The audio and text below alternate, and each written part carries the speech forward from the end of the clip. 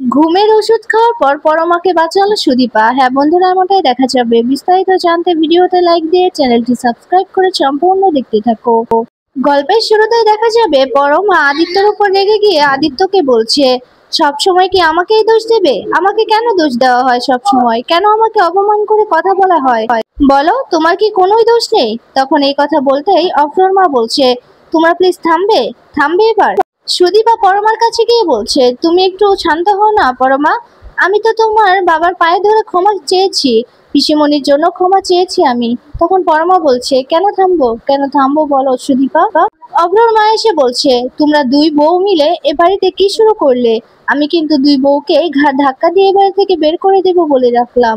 এই কথা বলে অভ্রর মা সেখান থেকে চলে যায়, আর তখন পরমাও চলে যায় উপরে। এদিকে সুদীপা দাঁড়িয়ে দাঁড়িয়ে মনে মনে বলছে, পিসিমণি তো এমন না, এমন কেন করলো পিসিমণি? কেন করলো পরমার বাবার সাথে এমনটা? ওইদিকে দেখা যাবে পরমার মা বাবা বাড়িতে যাওয়ার পর পরমার মা বারবার করে পরমার বাবাকে বলছে, তোমাকে ওই মহিলা এতগুলো কথা বললো, তুমি কিছুই বললে না, আমি কিছুই বুঝতে পারছি না, তুমি কেন কিছু বললে না তখন?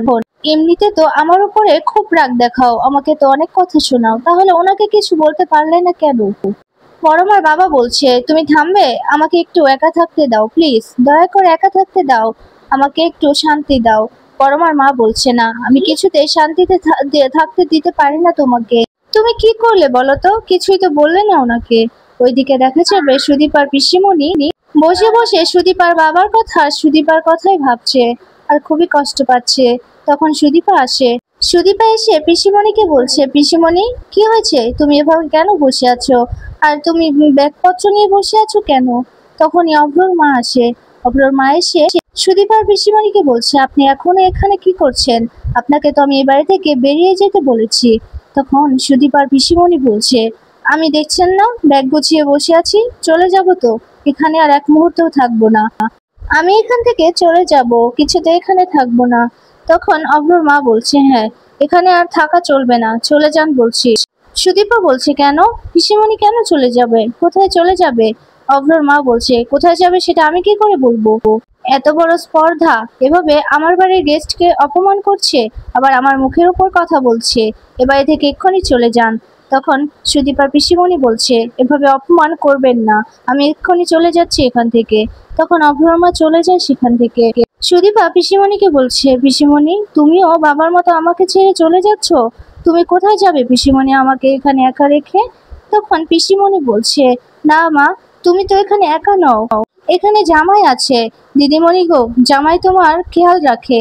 আমি যাবো আর আসবো, আমি নবীনপুরে গিয়ে কতদিন থেকে আসি, মনটাও ভালো হবে। আমি যাবো আর আসবো। এ কথা বলেই নিজের ব্যাগটা নিয়ে সেখান থেকে চলে যায়।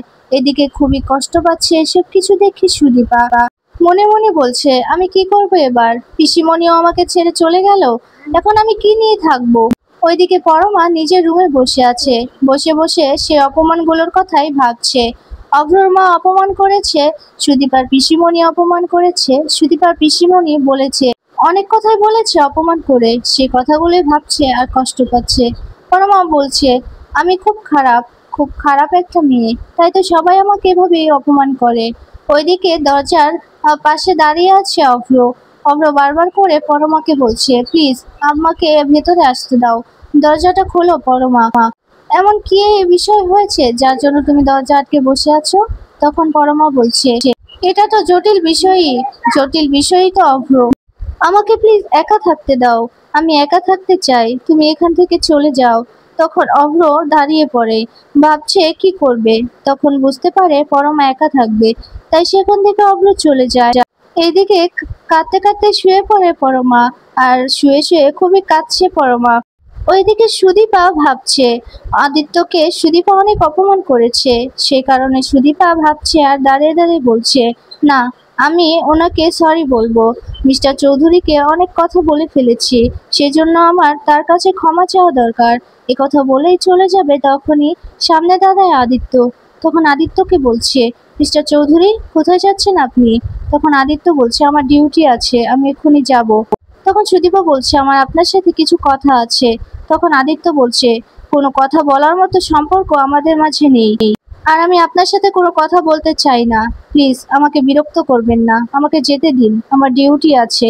এ কথা শুনে হতবাক হয়ে যায় সুদীপা। সুদীপা বলছে, মিস্টার চৌধুরী কথা আছে বললাম তো। আদিত্য বলছে, আমার কোনো সময় নেই এখন কথা শোনার। এই কথা বলে চলে যায় আদিত্য। এদিকে কষ্ট পেতে থাকে সুদীপা। ওইদিকে পরমা কিছুই বুঝতে না পেরে টেবিলে রাখা ওষুধগুলো হাতে নিয়ে দেখতে পায় সেখানে অভ্রর ওষুধ। সেখানে ছিল ঘুমের ওষুধ। সেটা হাতে নিয়েই বলতে থাকে, আমি অনেক খারাপ, সবাই আমাকে কত অপমান করে, আমাকে কত ভালোবাসে অভ্র, তারপরেও আমি কারোর ভালোবাসার মূল্য দিতে পারি না। আমি সত্যি মনে হচ্ছে খারাপ, সে কারণে সবাই আমাকে অবহেলা করে, সবাই অপমান করে। আমি এই জীবন দিয়ে কি করব? কিছু করার নেই আমার, আর কিছুই ঠিক হবার নয়। তাই আমি আমার জীবনই রাখবো না, এই জীবন থেকে আমি চলে যাব, সবার জীবন থেকে চলে যাব, কাউকে আর কষ্ট দেব না। এ কথা বলে ওষুধটি খেয়ে নেয়। ওইদিকে সুদীপা ঘুমিয়ে আছে। তখন দুটো বাচ্চাকে স্বপ্নে দেখে সুদীপা, আর পরমাও ডাকছে ঘুমের মাঝে সুদীপাকে। এসব কিছু দেখে ভয়ে চিৎকার করে ওঠে সুদীপা।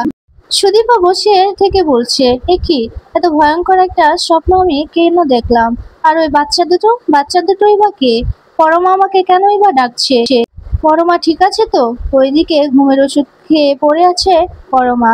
এদিকে সুদীপা খুবই চিন্তা করছে, পরমার কিছু হলো না তো আবার? কেন আমি পরমাকে স্বপ্নে দেখলাম? কেনই বা পরমা আমাকে ডাকলো? আমাকে এক্ষুনি যেতে হবে। এই কথা বলে ঘর থেকে বেরিয়ে যায় সুদীপা। আর ঘর থেকে বেরোনোর সাথে সাথে অভ্রর মায়ের সাথে দেখা হয় সুদীপার। অভ্রর মা সুদীপাকে বলছে, কোথায় যাচ্ছ এত রাতে? সুদীপা বলছে, পরমার ঘরে যাব, একটু দরকার ছিল। অভ্রর মা বলছে, এত রাতে কেন যাবে ওর ঘরে? ও তো ঘুমোচ্ছে। তোমরা দুই বউ মিলে কি শুরু করেছো? এই বাড়ির মানুষজনকে কি একটু শান্তিতে থাকতে দেবে না? এত রাত্রিবেলা কারোর সাথে দেখা করতে যেতে হবে না, কাউকে বিরক্ত করতে যেতে হবে না, যাও গিয়ে শুয়ে পড়ো। আর আমি একটু মন্দিরে যাব, সেখানে পুজো আছে, পুজোতে একটু দেরি হবে আসতে, তাই বলছি। কিচ্ছু করবে না তোমরা দু বউ মিলে? ওইদিকে দেখা যাবে সঞ্চালী সবই লুকিয়ে লুকিয়ে শুনছে। আর এদিকে সুদীপা বলছে, আমাকে তো যেতে হবে। অভ্র মা বলছে, একদম না, যা বলেছি তাই করো। এই কথা বলে অভ্র মা সেখান থেকে চলে যায়। এদিকে সঞ্চালী পরমার ঘরের দরজা দিয়ে উকি দিচ্ছে, আর সেখানে দেখতে পায় পরমা মেঝেতে পড়ে আছে। এটা দেখে অনেক অবাক হয়ে যায় সঞ্চালী। তখন সঞ্চালী বলছে, এভাবে কেন পড়ে আছে? এটা তো স্বাভাবিক কোনো বিষয় না, মনে হচ্ছে কিছু একটা ঘটেছে। সে যাই হোক, এই বাড়িতে তো কেচ ছাড়ার অভাব নেই, আমার ভালোই হবে, দেখি না কি হয়। খারাপ কিছুই হবে মনে হচ্ছে। সে যাই হোক, আমি তো দেখতে পারবো নাটকগুলো। বেশ হয়েছে। এই কথা বলতে বলতে তখন দেখা যাবে সুদীপা পিছু ফিরে তাকায়। সঞ্চালীকে দেখতে পেয়ে সুদীপা দৌড়ে গিয়ে বলছে, তুমি এখানে? সঞ্চালী বলছে, আসলে আমি এখান দিয়ে যাচ্ছিলাম, তাই ভাবলাম দেখি ঘুমিয়েছে কিনা পরমা। এই কথা বলতেই তখন সুদীপা গিয়ে দরজাতে কড়া নাড়ছে আর পরমাকে ডাকছে। আর পরমা কিছুতেই কোনো সাড়া শব্দ দিচ্ছে না। ওইদিকে পড়ে আছে পরমা। সুদীপা তো চিন্তা করছে, বলছে, পরমা কেন দরজাটা খুলছে না? আর ভেতর থেকে তো কোনো সাড়া শব্দও নেই। আর তখন সঞ্চালী বলছে, ও ঘুমোচ্ছে হয়তো। সুদীপা বলছে, না, আমার বিষয়টা কেন যেন অস্বাভাবিক লাগছে। সঞ্চালী বলছে, কোনো অস্বাভাবিক কিছুই হয়নি, ঘুমোচ্ছে হয়তো, রাত কি কম হয়েছে? সুদীপা বলছে, না, আমার কেন যেন বিশ্বাস হচ্ছে না। এই কথা বলে আবারও পরমাকে ডাকতে থাকে। তখনই সেখানে রূপা আসে। রূপা এসে পরমাকে ডাকতে থাকে, মা, মা, তুমি কোথায়? তুমি দরজা কেন লাগিয়েছো? খোলো বলছি। মা, দরজাটা খোলো। কথা বলতেও তখন পরমা কিছুতেই দরজা খুলছে না। সুদীপা নিজের মোবাইলটা বের করে বলছে, কাউকে ফোন করে আসতে বলবি। এ কথা বলে তখন বলছে, মিস্টার চৌধুরীর নাম্বার ছাড়া তো আর কারোর নাম্বার নেই আমার কাছে। এই কথা বলে আদিত্যকে ফোন করে সুদীপা। এদিকে আদিত্য সুদীপার সে কথাগুলোই ভাবছে, সুদীপা কি করে আদিত্যকে অপমান করেছে। তখন আদিত্য বলছে, আমাকে বারবার অপমান করে, বারবার, যেখানে আমার কোনো দোষই নেই। এইসব কিছু আমি আগে থেকে জানতাম, যদি জানতাম কোনদিনও বলতাম না, এইসব কিছু করতাম না। আমি তো পরিস্থিতির শিকার, তাও আমাকে বারবার অপমানিত হতে হচ্ছে। তখনই কনস্টেবল চলে আসে। কনস্টেবল চা নিয়ে আসে। তখন আদিত্যকে বারবার বলাতেও আদিত্য চাটা নিচ্ছে না। ফোনটা বাজছে দেখে তখন কনস্টেবল ফোনটা নিয়ে আদিত্যকে দেয়। তখন আদিত্য রেগে যায়। রেগে গিয়ে দু চারটা কথা শোনায়। তখন কনস্টেবল বলছে, স্যার, আমি আপনার বয়সে বড়, হয়তো চাকরির দিক থেকে আপনি বড়, কিন্তু বয়সে তো আমি বড়। আপনি তো কখনো এমন ব্যবহার করেন না আমার সাথে, তাহলে এমন ব্যবহার কেন করলেন? আদিত্য বলছে, আই এম সরি, আসলে আমার মনটা ভালো নেই, সেই কারণেই এমনটা করে ফেলেছি, প্লিজ ক্ষমা করে দেবেন। কনস্টেবল বলছে, হ্যাঁ বুঝেছি স্যার। তখন আদিত্য বলছে, কি বুঝেছেন? কনস্টেবল বলছে, আসলে আমারও বিয়ের 15 বছর হয়ে গেছে, এর মাঝে আমার বউয়ের সাথে মাঝে মাঝে একটু ঝগড়া লাগে। তখন মনে হয় কথা না বলে সব শেষ হয়ে যাবে, তখন কথা বলে সবটা আমরা মিটিয়ে নিই। আপনিও মিটিয়ে নিন স্যার। ওইদিকে সুদীপা তো খুব চিন্তিত হয়ে পড়েছে, কিছুতে ফোন তুলছে না আদিত্য। এদিকে সুদীপা রূপাকে বলছে, এক্ষুনি দরজাটা ভাঙতে হবে। সঞ্চারী বলছে, এটা ছেলেদের কাজ সুদীপা, এটা আমাদের কাজ নয়, তাই তুমি এসব করবে না এখন। তখন সঞ্চালীর কোনো কথাই শুনছে না সুদীপা। এদিকে সঞ্চালী মনে মনে খুব খুশি হচ্ছে, বলছে, বেশ হয়েছে, আমাকে আমাকে অপমান করা, চোর অপবাদ দেওয়া, এবার বেশ হয়েছে। তখনই সুদীপা একটা লাঠি এনে দরজাটা ভাঙে।